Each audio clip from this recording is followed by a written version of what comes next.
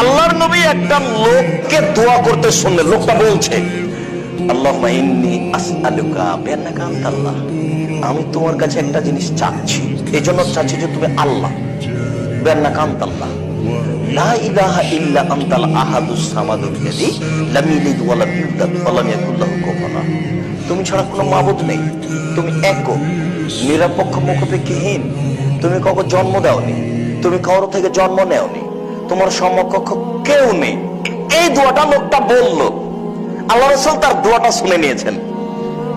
এইভাবে দোয়া বললো, দোয়াটা বলছে, আল্লাহুম্মা ইন্নী আসআলুকা বিআন্নাকা আনতাল্লাহ, তোমাকে বলছি কেন জানো, তুমি আল্লাহ, এই জন্য।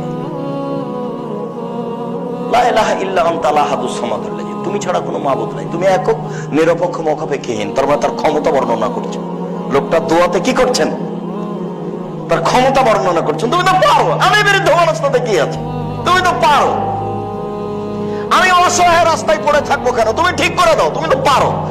পারো না এমন কাজ তোমার কাছে নেই, তুমি একক, নিরপেক্ষ, মুখাপেক্ষীহীন, তুমি কারো কাছে জন্ম দাওনি, তুমি কাউকে জন্ম দাওনি, তোমার সমকক্ষ কেউ নেই, তুমি একক, ক্ষমতার মালিক। এই পর্যন্ত দোয়া করতেই রাসূল সাল্লাল্লাহু আলাইহি ওয়াসাল্লাম বলছেন যে তাবে ইসমিল আদম, ওহ লোকটি ইসমে আজম দিয়ে দোয়া করেছে।